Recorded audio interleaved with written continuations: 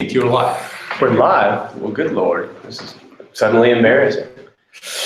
Welcome everybody out there in webinar land. Welcome Chidi Jubair, our guest for this week, to this monthly Western Balkan Adventure Travel Webinar Series.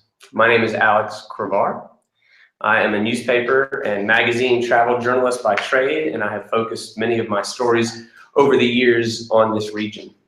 Today we'll talk about the Via Dinarica, hiking trail and cultural corridor which extends across the Western Balkans and traverses Slovenia, Croatia, Bosnia, Montenegro, Albania, Serbia, Kosovo, and Macedonia. The Via Dinarica is a hiking trail that runs nearly 2,000 kilometers. It runs atop the region's highest peaks and most remote and beautiful landscapes, starting in the north, and then the route then parallels the Adriatic coast before it runs across the western half of the Balkan Peninsula, and it ends on the shores of Lake Ohrid in Macedonia. The trail connects ancient trading routes, shepherd's trails, and paths. It can be tackled as a through hike for 3-month hikers, or it can be done for a few days at a time for folks who just want to see a particularly untouched area of Europe. The Via Dinarica is the Balkans' answer to the Via Alpina in Western Europe or the Appalachian Trail in the US. And because of its unique ability to show off one of the blossoming adventure travel regions of the world, the Balkans, the Via Dinarica was named one of National Geographic Traveler's Best of the World Destinations for 2017. Taking just a step back for a second and before our interview, the purpose of this overall series is manifold. The series will be monthly and we'll speak to different people in a Q&A style about different topics of interest. The purpose here is we want to bring a focus on the Balkans, a region that is budding with regard to tourism and professionalism in the industry. We also want to provide information for a blossoming adventure travel industry here and opportunities from folks both here and from abroad to get involved in the region. We want to create networking possibilities for people from the Balkans and interested operators and travelers from around the world. And in doing so, we hope that the overall tally of this series will be to have free and open discussions and brainstorming sessions and add fodder for people to get inspired to communicate and be creative about the products that they create to an exponentially growing number of tourists both here in the Balkans, in Europe, and across the planet. As we start this webinar about the Via Dinarica Trail and the cultural corridor that it is and the tourism magnet that it has become in the Balkans, I need to mention why we're here, where we are, and say some thank yous. This webinar and series is brought to you by Balkan Vibe, which is the premier booking website for travel in the Balkans. We're actually here at their offices. It's a beautiful workspace in the middle of Sarajevo, Bosnia and Herzegovina. Our friend Emir Mulabegovic is running the controls for this fiasco, and his colleague Nevena Bosnic has been instrumental in making this a reality. Also a big thank you to Molly Harris. Her organizational and design skills have made this possible. We couldn't have done this without her. And this series is supported by USAID. It's also a REG, a Regional Economic Growth Project. So I want to mention to folks generally as we start that these webinars will be archived. So if you find value in these, they will be here forever and ever and ever and ever for you to reference as you choose. And also we encourage folks to ask questions. There's a comment box below. We'll answer as many as we can at the end. As many as we can at the end. The Q&A will last about 40 minutes for those that we don't have time to get to, or frankly are embarrassing or too hard for us to answer. We'll find out the answer and we'll email directly. We'll answer them after the webinar is over in the coming days. We encourage folks to communicate with one another about this topic and others. You can do so through Twitter using the handle #ViaDinarica that you see here on the front page, the first slide of our presentation. And finally, thanks to the Via Dinarica Alliance, which is a cooperative of adventure travel companies from across the Western Balkans. These companies have led to something of a revolution. It is largely the reason that we're here right now in this industry, and especially in this region, by replacing cutthroat competition and cooperation based on faith that mutually working together will achieve success. That's a hard philosophy to embrace, and these folks have done that. We have one of those alliance members with us today, and my good friend, Chidi Jubair. I apologize for brutalizing your name. His name should actually be pronounced Tiedi, probably, or something equally posh, but everybody here in the Balkans calls him Chidi, and that's what I'm going to call him. Chidi is the director of Green Visions, which is a eco and adventure tourism operator. Been operating for 17 years based here in Sarajevo. From the very beginning, Chidi was one of the Via Dinarica's key supporters, developers, and cheerleaders. And without further ado, I'll just start by saying, Chidi, when did you come to the Balkans, and what was the idea when you first started your company, Green Visions? This is your way of introducing yourself, since I basically have already done it for you. We don't need to get back to birth, but somewhere in between. Somewhere in the middle. Yeah. So yes, I've been here for about 25 years, and the whole idea about Green Visions and ecotourism here in Bosnia started in '98, and we basically started. We love the mountains. We were always out in the mountains. And it started off us being in the mountains most of the times, and then people asking us, "Where were you going? What did you do?"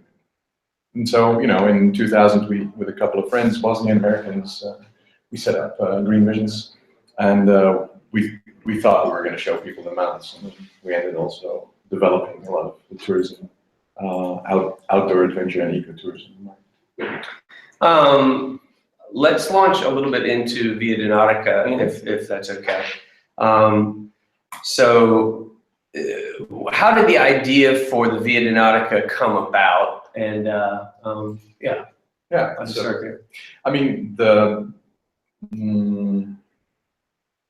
there were many trails in the former Yugoslavia, running all the way from Slovenia to Macedonia, and these trails weren't necessarily linked into one big trail, but they were there, and each of the mountaineering associations were taking care of their section.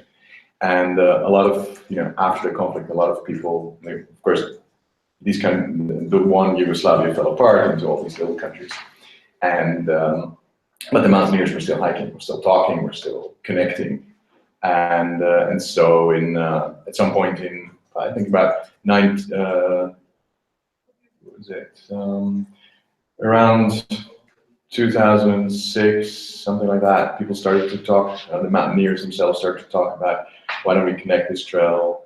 Somebody within that community coined Via Dinarica as a brand name based on the Via Alpina, and that's really how it started. And which is a trail that goes across the Alps. Yes, so it connects all the countries in the Alps.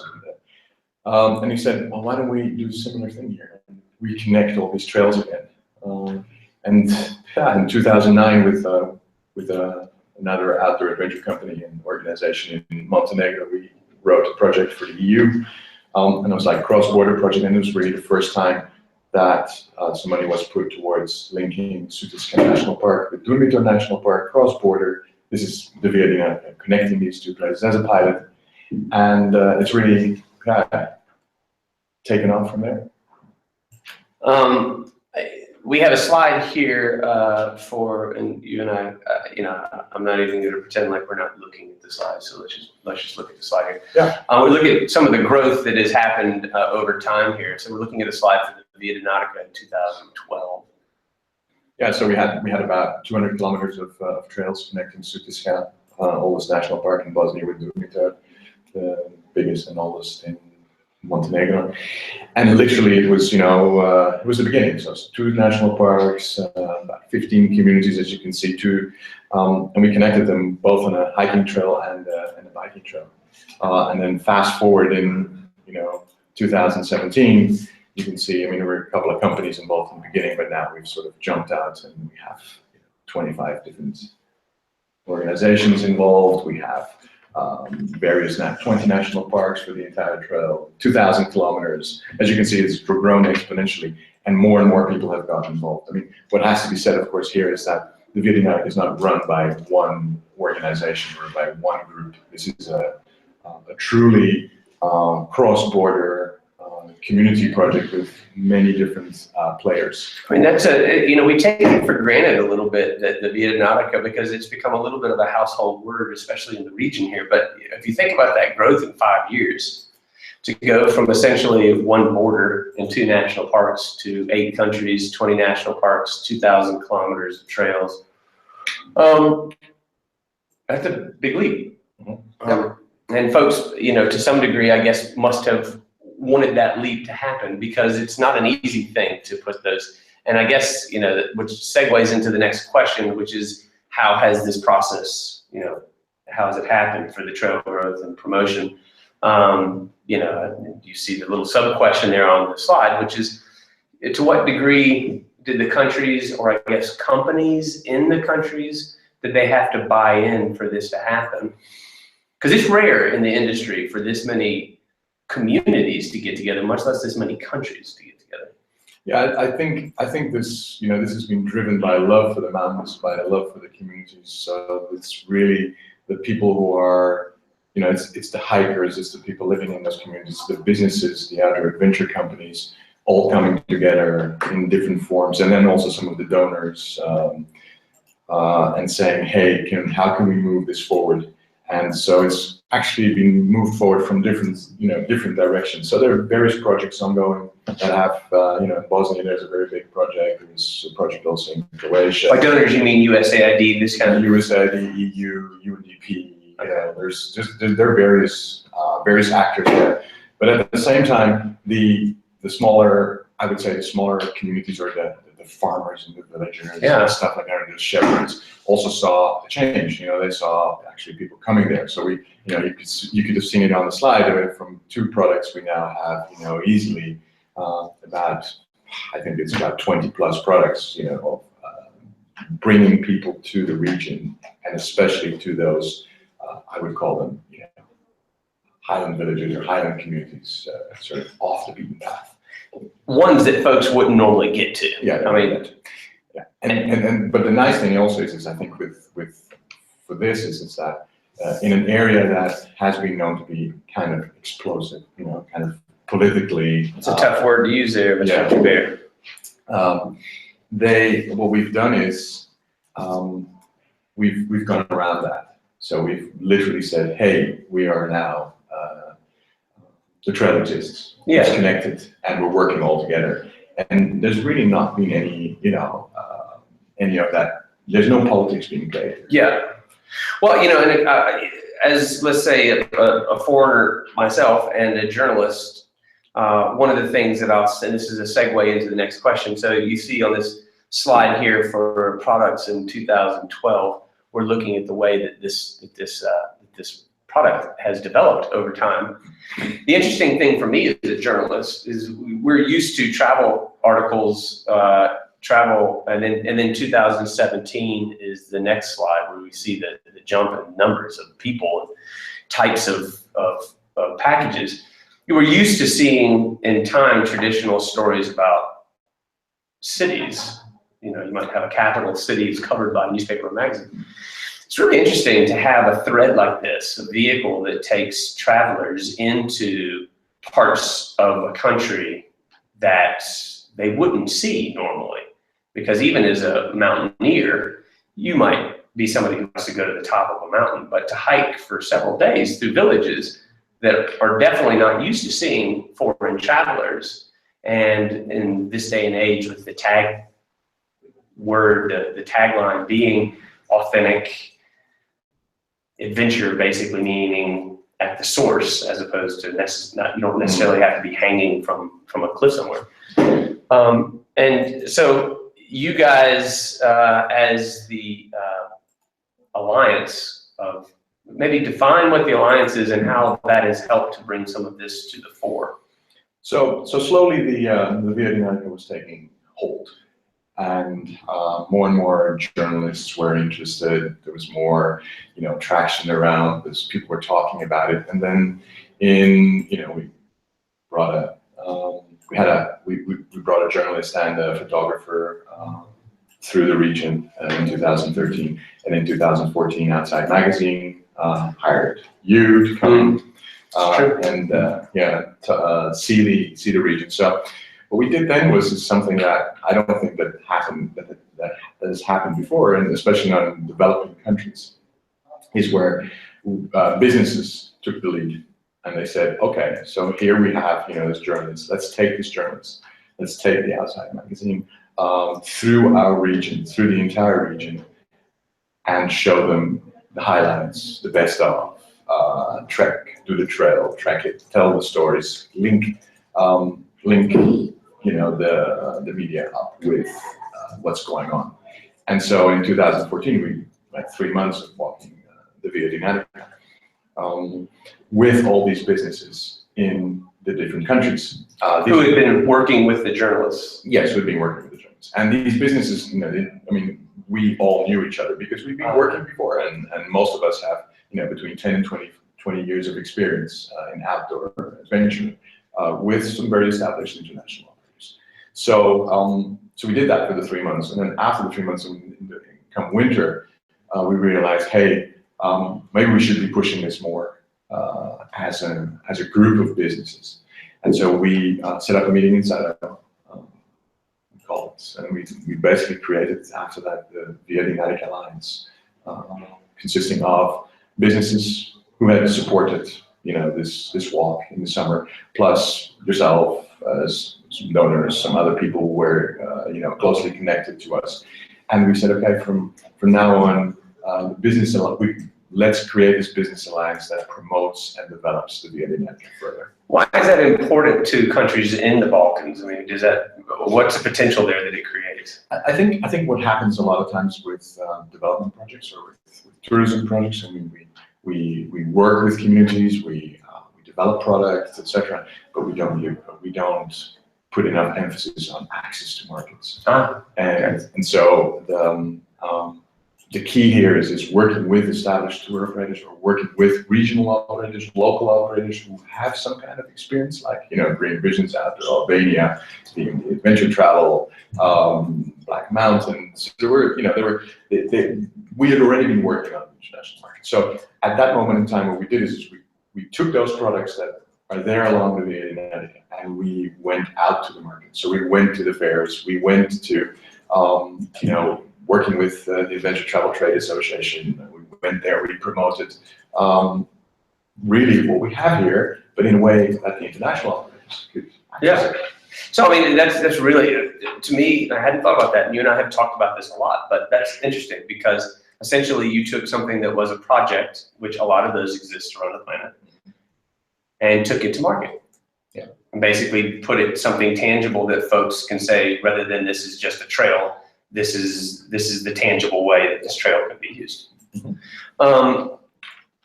I'm just flipping through. Here's a cute picture of a kid in Albania. This is some of the ways that small businesses work along the way.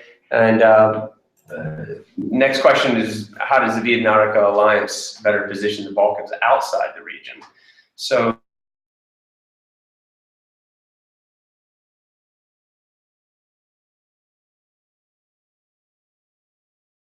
international operators when there's something tangible there? I think there are various components to this. You need to have organizations like ourselves, businesses like ourselves, who can actually guarantee certain quality and great products, so that when guests do come, that they're being taken care of, etc. And that when tour operators, international tour operators, talk to us, that we can, we have the same language and we can can work together. So there's this trust that's being built up, especially in a place like the Balkans, which have some kind of a connotation, and some negative stuff floating around. So. Which we're quickly breaking. I mean, that's yes, and this is the other thing. The alliance, I think, is key. Which is key for the alliance, is that we actually set up like a PR, a public relations, and a marketing unit with people working on developing stories, on getting the stories out, because we realized thinking differently about the region completely, and because we realized that the tourism boards weren't doing this, some of the governments weren't really focused on it, and they weren't focused on it for many reasons. One, it's not their priority. Other countries that have a very very well-developed tourism infrastructure weren't focusing on the mountains or outdoor adventure and those higher. Easier to think about the beach. Yes, or mass tourism. Yeah. And so really what we're doing with the Dinarica Alliance is positioning the Balkans, so the Western Balkans, all the 8 countries, as a really interesting spot for outdoor adventure, but also as a cultural, as you said, as a cultural destination. So in a way, there's an aspect that it's creating a tangible product instead of it being just a project that's conceptual, but it's also taking it into your own hands as a group, as opposed to waiting for. And I don't say this with any negativity, because national tourism organizations are often great. They can often do things that are great, but they don't always work on the same schedule. Yeah, everybody has their own schedule. I mean, I guess what we're doing as a business alliance is we're showing, let's say we're showing the governments that as a business there's actually a lot of, makes a lot of sense to be involved in this. So now after 2 years, the Croatian Tourism Board. Good for them. They have now officially adopted the Dinarica as one of their, we call it pet projects. It's on their official site. Tourism tool or something. Tourism tool, and which is great. They're the first. So Kosovo did some things on some promotion, etc. And others, I'm sure they're going to come, and they will come with more businesses from the region getting involved in the Vietnam. I love the idea of the businesses taking the front seat on that, though, instead of waiting for something to be developed and then to jump in. So we're moving forward. And, there's images that you've chosen for this, which are great, I think, and also show the different kinds of things that are done. Yeah, there are lots of different activities. Yeah, so you have cycling. And yeah, it's not just hiking. It's not just hiking. It's road biking. You and I did a really great trip with 12 operators from Dubrovnik to Ohrid in last May. So there's lots of rafting. We had the world champion rafting here in Bosnia in 2009. So there's so much going on that the people don't know about. Yeah. And we haven't explored it yet, and we need to get the word out. And this is also, again, what we're doing with the webinars. Is talking about the region, and we'll be talking more about the region. Well, this sounds like this is sounding like a one giant infomercial, which is certainly not what it's meant to be. But I'm looking at the slides now, really, and thinking about this as an outsider, let's say as a tourist, I mean, as somebody who likes this kind of travel. And it's interesting to have the cultural corridor, this trail that just takes you within earshot of all these different activities. So I mean, it's easy to stay in the city, but people almost need an avenue to get to these places. And so that brings us to the next question, and that is, why is it important to focus on locals? And when I say locals, I mean let's say local operators, not even operators, mom and pop shops that exist along the trail, cafes, B&Bs, whatever. I mean, as opposed to what our parents and when you and I were kids, mass tourism was the way, and now people actually want to go to the source. Yes, I think when we look at we analyze a little bit within the alliance, and so how many people benefit from our tours and our trips, etc. regionally, and this is a number we're talking about 900 companies, families that are directly benefiting from the types of activities that we're organizing. So that basically means that, I mean, there are all kinds of statistics. And that's exponential beyond that. Yeah, and with outdoor adventure. Yeah. I mean, there's all the statistics that 60% of the revenue stay in the country. So you can imagine that so much of this, what we're developing actually is, or what we're selling, is going straight into the communities. And when you as think, opposed to mass tourism. Yes, and also in areas which are, what we just said, off the beaten path. And so the money is actually going into the mountain communities rather than, I mean, there's also going into the big cities because people want to combine it with culture, etc. But there's a huge amount of funds that are going straight into these communities that never that are actually, you know, in most of the countries there is some kind of a strategy to develop these areas. So as to, you know, whether it's Croatia or Slovenia, or it is in Bosnia, you know, Macedonia, Kosovo, it's those communities that really need to you know, get a helping hand when it comes to developing, you know, some kind of local economy, sustainable livelihoods, etc. And I think outdoor adventure is one, and the Via Dinarica. Yeah, it's not only outdoor adventure. The Via Dinarica is actually a magnet. And I mean, it's also, you know, it's obviously important to. I mean, folks don't fly into these mountain villages; they have to fly into the cities. So it's not like the cities lose traction. It's just a different way. It's a different type of tourism. That it's a fuller tourism offer when mountains are involved, I guess.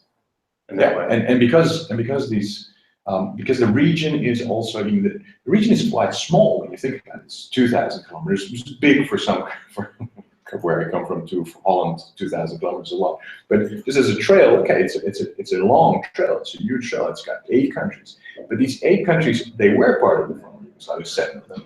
But now they're still very unique. So you have different types of, you know, you have different cultural groups, religions. You know, anything from your how they make their traditional drink to their dances to the religions, etc. I mean, all of these things can be experienced in, you know, in this small space of the Western Balkans. You have so much variety, and I think that's what makes it unique too. You know, being able to come here on the day. From a geographic standpoint, I just for folks, there's a picture of a woman in Bosnia making. Cooking is Albania. This is Albania. Mm-hmm. Super. Okay. And, well, that's a nice segue for what I was going to say, because just for folks geographically that are listening out there, all the countries that we're talking about were part of Yugoslavia except for Albania, and Albania obviously was not part of Yugoslavia. And we're taking it in. There's some more locals. There's a hiker from Kosovo, and then the next question is. Why is it important to work with international operators? I mean, you guys obviously a lot of the product is here, so it's not like international operators are bringing any of the product here themselves. But you know, from a perspective of both locals here and also for international folks, why is that an important strategy that y'all take? Because I think what we just talked about, the image of the region is still such that it's, you know, it's changing, but it's still such as Balkans. You know, I mean, it has some kind of mysticism, some darkness around it, etc. So people don't tend to, you know, a lot of people don't tend just to come to the Balkans or to come, you know, directly to operators, local operators. What they want to do is they want to go with some well-established operators who they've hiked with or traveled with in other parts of the world, and all of a sudden, you know, your favorite company says, "Hey, we're offering the Via Dinarica, or we're offering Bosnia or Croatia and Bosnia, Kosovo and Albania together, a trek, etc." And then people go like, "Oh, really? That's interesting." And it's important. So that's one strategy. And the other thing, of course, is it's also important to work with these international operators to provide the stories, to provide, you know, what's what we're doing here on the web. For y'all to be providing the stories for their clients, I mean, that kind of thing, and for the wider market, so that when somebody does, you know, Google Via Dinarica, then there is stuff pops up on Lonely Planet, in National Geographics, in different places, and so that they can then go back to their favorite company and go like, oh, yeah, it makes sense. I've read a lot about this, and this is actually the time to go. So an international operator would contact, let's say, for instance, Green Vision's, your company, or some of the other companies in the region, because you've already established relationships, I guess, with the region. I mean, obviously you're in the region, so you know it, but I mean, each of the companies. So let's talk a little bit about the alliance, for instance. Okay. So each of the companies in the alliance have been operating for 10, 15, 25 years. So we go out and we reach out to international operators. Okay. So that's and we do that on our own. We have business trips. We have fairs. We are part of communities like the ATTA, and that's how we mingle and we get to know them. And this is one way. And then we invite them over as well to come and see. So we have that. But at the same time, what we're doing is also as part of the alliance is actually when we're teaming up, we're sharing our contacts. So we're introducing companies I've been working with, and I've been introduce them to somebody else in the alliance, etc. So what we're actually doing is we're showing the outside world and these operators that actually it's a great place to be, and there's this free flow of information. And you should come and visit the region and do business. Going through a few other slides that you've added that are great, and there's rafting here. Where is this rafting taking place? It's on the Dinarica in Bosnia.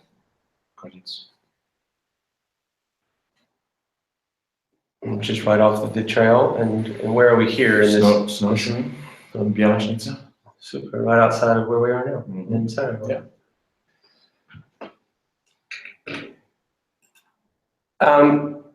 So there's a lot more though than, and this is true for any place. So I think that's, and we'll get to this in a minute, but I think it's important to note that we're showing off the Via Dinarica to some degree, but largely part of this is because it has some replicability across different countries, and different places in the world also have the ability to do this kind of thing. So we talk a lot about it being a cultural corridor. How does that, how does it also provide that culture as opposed, because one can put one foot in front of the other forever, but occasionally you need to eat. You probably should listen to music occasionally and drink local wine or whatever it is that folks do with their time. I mean, you and I don't, because we work too hard. I don't get to enjoy this stuff. But I mean, how does the Via Dinarica provide some kind of link to that? Well, I think this is key. The traveler is not only interested in, is interested in great hikes, great scenery, getting tired on a bike ride, challenging themselves, rafting these rivers and stuff like that. Getting cold. I mean, it's all, they want that whole experience, but they also want to know what's going on in these countries. So culturally, why is Islam different in Bosnia? Why, how does, what's the tradition in the mountains for, marriage? Or how do they make this local, rakia, this local šljivovica? The schnapps that they drink across. Yeah. But also they want to know about, okay, so there's this whole, what did the Austrian-Hungarians do here? How did that go? But they also want to know, so what's life like, what's life right now like for a shepherd or for a person living in town? There we have a lot of, as we said before, I mean, there's a lot of different cultures around, a lot of different groups, and they all have their unique events and festivals. And so what you have in a very small area, you have this whole plethora of activities going on, cultural activities. And that makes this region so fascinating. So you can be out in the mountains and in the middle of nowhere, see absolutely no one, disappear for 3 days, and then come down into a great trumpet festival, or try some great food or high class wines, and then go off again. and disappear again, and then stay overnight in this shepherd village and sleep with the sheep and the chickens like we did. We've done it. Yeah. Oh, yeah, Vita Nautica really has come at a perfect time because this is the generation of travelers, like regardless of age, that truly wants to see kind of tourism at the source. Mm-hmm. I mean, tourism has somehow even become a bad word. Mm-hmm. Yeah, I mean, you could just put it up to the thing. You're being recorded. No. Well, let's move on to and so here we have some accommodations here that are happening in Bosnia, and then we have this is it says in Albania. Is that correct? Yes. Let's go through two last questions, and then we're going to get to questions. The first one being.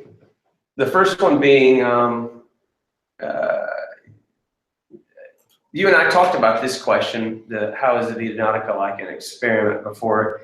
And I know it's a little bit of an odd question, but I guess what I mean by this is when you guys started thinking about how to put the Vita Nautica together and how to have it work, there was no guarantee that it was going to be something that a lot of the countries or companies were going to embrace and work together and be able to promote together in a way. But I think that there was enough faith that it would happen, that you were willing to experiment with this combination of relationships. I mean, how has it been an experiment, and how do you see how it's happened, how the success or otherwise? I mean, I think from the beginning the challenge was to bring everything, bring everyone from these 8 countries now together. And as we said before, I mean, politics hasn't managed to do that. And it doesn't manage to, well, they can't, they haven't been able to do that up to now. And but what we did was, we just started to connect with like-minded people, hikers, people who are out in the mountains, some of the donors, a whole range of group of people, mountaineers, people who are organizing trainings for guides, companies, and we started to talk and basically, said, okay, let's do this and see where this goes, but do it in a loose way. So so we're protecting the environment, we're respecting local cultures. It has kind of a leave no trace. The Vita Nautica, it doesn't belong, to anyone specifically. It belongs to all of us. It is something that connects us. The tagline, connecting naturally. It's connected us. The mountain ranges have connected us for ages here, and so the challenge has always been to accept what others how they're thinking. Maybe do things slightly differently, but at the same time, keep this group together in terms of, hey, we're doing this together. We're in it together. Let's figure this out. Let's see how we can move this forward. And so, for cross-border to work, you don't necessarily have everything you need at this moment in time. You don't need everything in place, but you need to have shared vision that everyone contributes to, and then work on it step by step, and that's what's happened. So there have been some big blocks. So I think first project was important. I think also the project that's going on in Bosnia is important, and there's the establishment of various people have been trained all over as various. And the projects have created infrastructure along the way. Infrastructure very important, and then you have you get to a point where there are some local I would say groups that have embraced the Vita Nautica, so the Vita Nautica Croatia, Kosovo. There's things happening there. So right now to say there's a hard structure that is maintaining these cross-border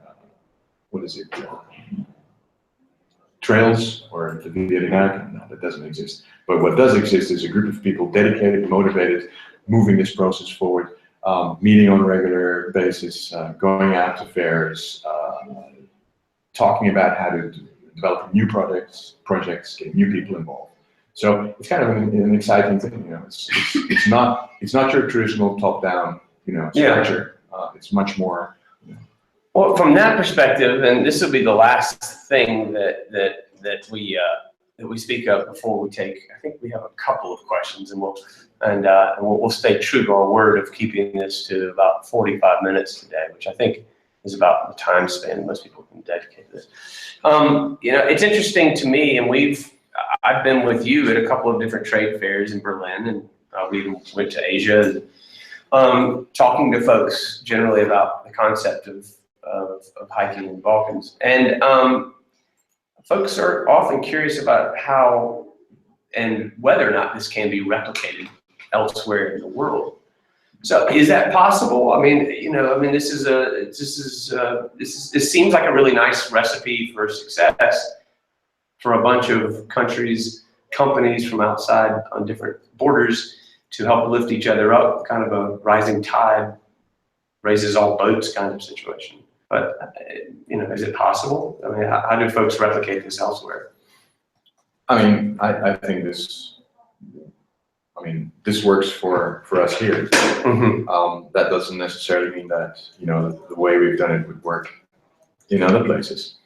I think what is important is that the businesses are, we have put a lot of emphasis on local businesses. So, and we've worked with tour operators within the alliance who were already developing products along the Via Dinarica before it was called Via Dinarica. So we already have a group of you know, professionals who know what they're doing. So I think that was important as well. So a group that could say, like, turn around and go to their, you know, to some of their partners and say, look, you should be looking at the Via Dinarica. It's an interesting, you know, it's an interesting concept. So that's one. The other thing is these groups were also talking, you know, these businesses were talking to media, and they started to talk about it. So I think that's also key. You need to get media involved. But don't get media involved in terms of, you know, just very traditional method. In terms of, okay, get a magazine to cover something, or, you know, another magazine, another one, and that's just going to take, you know, incredible amount of time. But you need to have somebody dedicated just to. So there's a chicken and egg situation happening here. I mean, the trail is kind of creating itself to some degree because communities are constantly getting on board. Mm-hmm. But there's also the creation of for lack of a better term, the lore of the idea of the trail. And I guess those two things are constantly, I mean, in this case, it's a trail, but let's say it was somewhere else in the world. I mean, those two things come together in some ways. Yeah, and it takes time.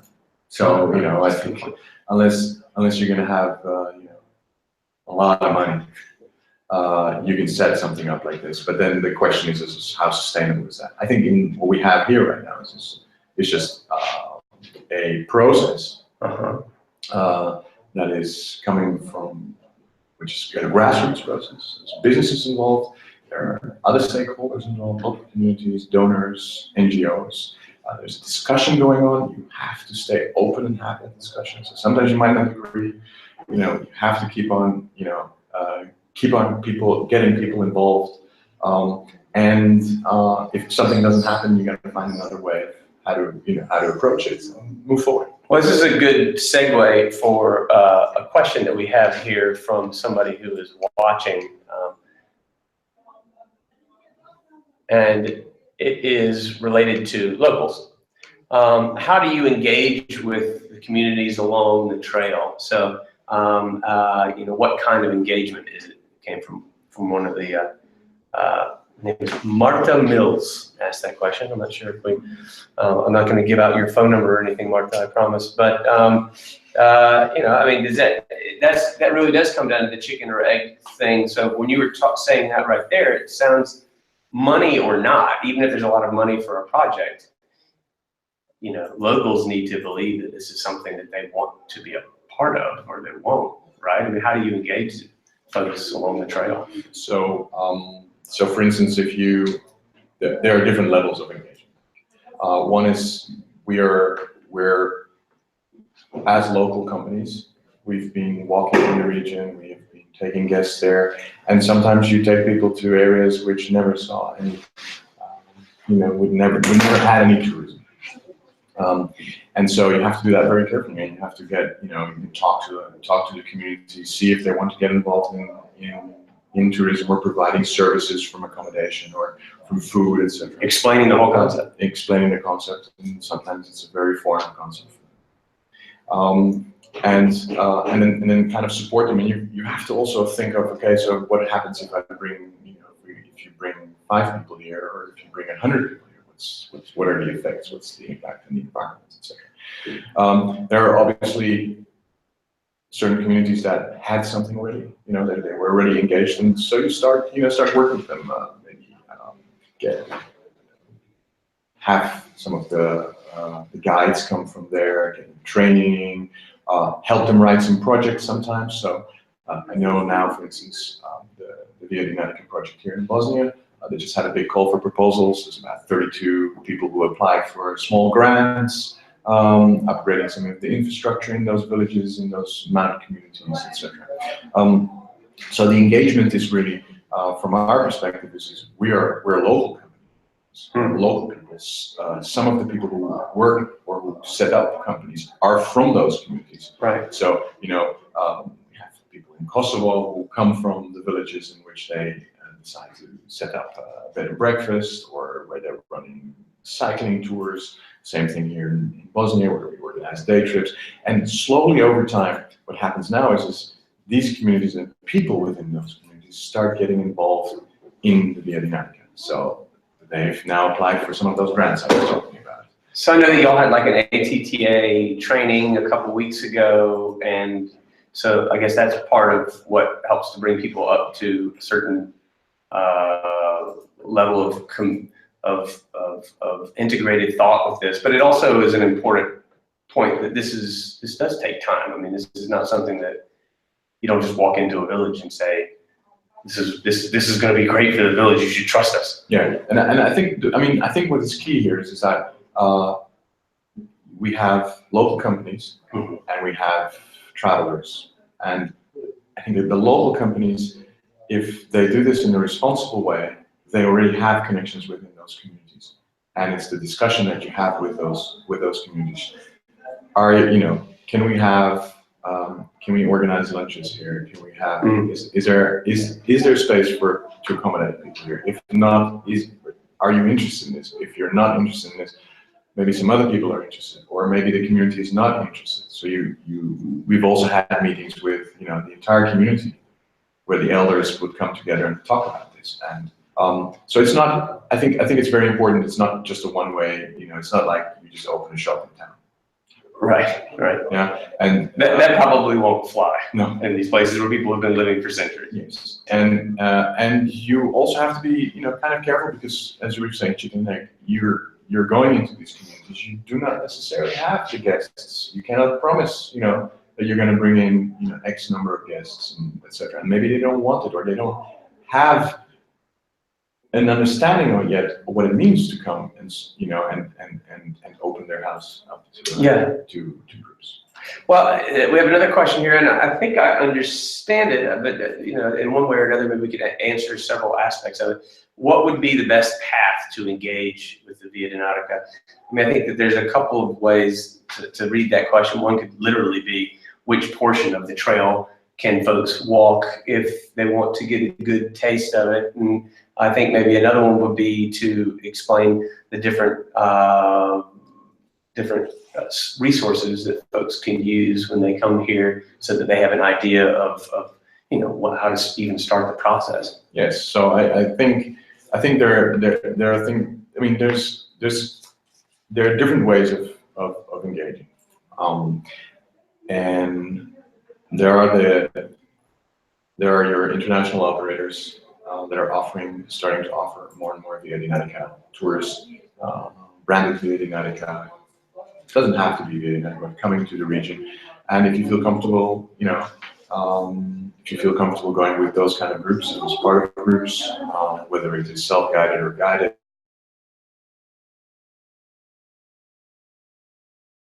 national operators have already come out.